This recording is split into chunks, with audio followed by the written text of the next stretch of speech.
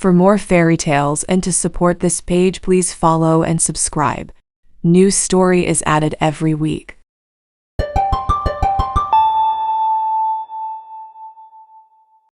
Rapunzel, Grimm's Fairy Stories. There were once a man and a woman who had long and in vain wished for a child. At length the woman hoped that God was about to grant her desire. These people had a little window at the back of their house from which a splendid garden could be seen, which was full of the most beautiful flowers and herbs.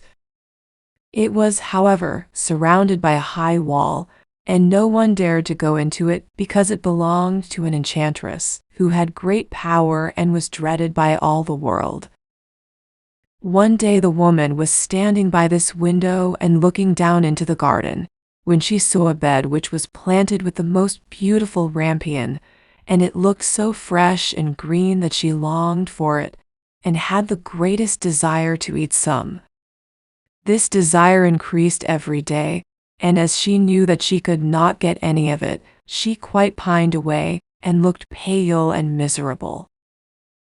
Then her husband was alarmed and asked, "What ails you, dear wife?" "Ah," she replied, "if I can't get some of the rampion which is in the garden behind our house to eat, I shall die." The man, who loved her, thought, "Sooner than let your wife die, bring her some of the rampion yourself, let it cost you what it will." In the twilight of evening, he clambered down over the wall into the garden of the enchantress, hastily clutched a handful of rampion, and took it to his wife. She at once made herself a salad of it and ate with much relish. She, however, liked it so much, so very much, that the next day she longed for it 3 times as much as before. If he was to have any rest, her husband must once more descend into the garden. In the gloom of evening, therefore, he let himself down again. But when he had clambered down the wall, he was terribly afraid, for he saw the enchantress standing before him. "How can you dare," said she with angry look, "to descend into my garden and steal my rampion like a thief? You shall suffer for it." "Odd," answered he, "let mercy take the place of justice. I only made up my mind to do it out of necessity. My wife saw your rampion from the window, and felt such a longing for it that she would have died if she had not got some to eat." Then the enchantress allowed her anger to be softened, and said to him, "If the case be as you say, I will allow you to take away with you as much rampion as you will. Only I make one condition: you must give me the child which your wife will bring into the world. It shall be well treated, and I will care for it like a mother." The man in his terror consented to everything, and when the little one came to them, the enchantress appeared at once, gave the child the name of Rapunzel, and took it away with her. Rapunzel grew into the most beautiful child beneath the sun. When she was 12 years old, the enchantress shut her into a tower, which lay in a forest, and had neither stairs nor door, but quite at the top was a little window. When the enchantress wanted to go in, she placed herself beneath this, and cried, "Rapunzel, Rapunzel, let down your hair to me." Rapunzel had magnificent long hair, fine as spun gold, and when she heard the voice of the enchantress, she unfastened her braided tresses, wound them round one of the hooks of the window above, and then the hair fell 20 yards down, and the enchantress climbed up by it. After a year or two, it came to pass that the king's son rode through the forest and went by the tower. Then he heard a song, which was so charming that he stood still and listened. This was Rapunzel, who in her solitude passed her time in letting her sweet voice resound. The king's son wanted to climb up to her, and looked for the door of the tower, but none was to be found.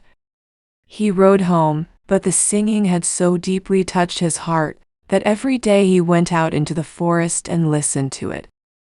Once when he was thus standing behind a tree, he saw that an enchantress came there, and he heard how she cried, "Rapunzel, Rapunzel, let down your hair."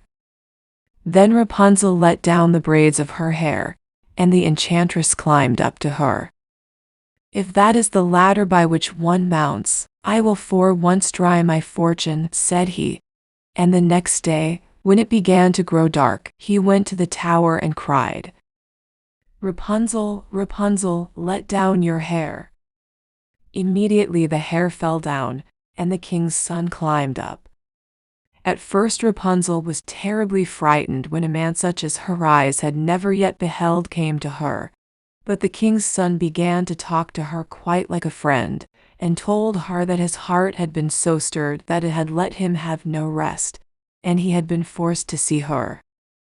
Then Rapunzel lost her fear, and when he asked her if she would take him for a husband, and she saw that he was young and handsome, she thought, "He will love me more than old Dame Gothel does." And she said yes, and laid her hand in his. She said, "I will willingly go away with you, but I do not know how to get down. Bring with you a skein of silk every time that you come, and I will weave a ladder with it, and when that is ready I will descend, and you will take me on your horse." They agreed that until that time he should come to her every evening, for the old woman came by day.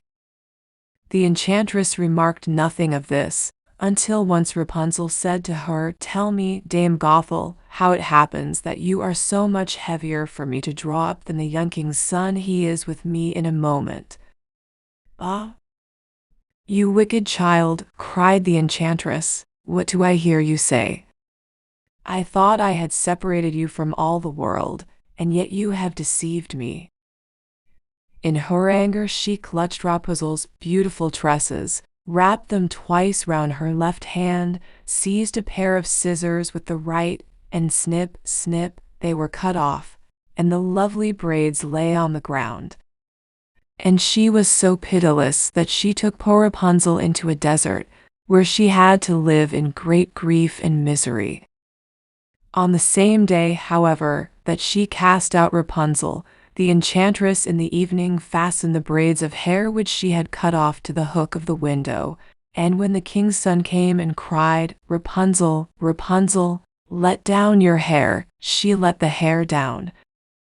The king's son ascended, but he did not find his dearest Rapunzel above, but the enchantress, who gazed at him with wicked and venomous looks. "Aha!" she cried mockingly. "You would fetch your dearest, but the beautiful bird sits no longer singing in the nest. The cat has got it, and will scratch out your eyes as well. Rapunzel is lost to you. You will never see her more."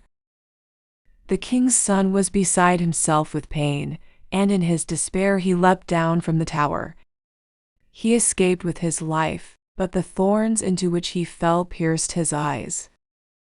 Then he wandered quite blind about the forest, ate nothing but roots and berries, and did nothing but lament and weep over the loss of his dearest wife. Thus he roamed about in misery for some years, and at length came to the desert where Rapunzel lived in wretchedness. He heard a voice, and it seemed so familiar to him that he went towards it, and when he approached, Rapunzel knew him and fell on his neck and wept. Two of her tears wetted his eyes, and they grew clear again, and he could see with them as before. He led her to his kingdom, where he was joyfully received, and they lived for a long time afterwards, happy and contented.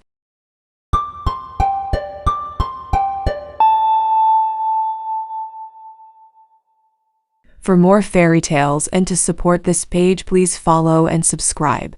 New story is added every week.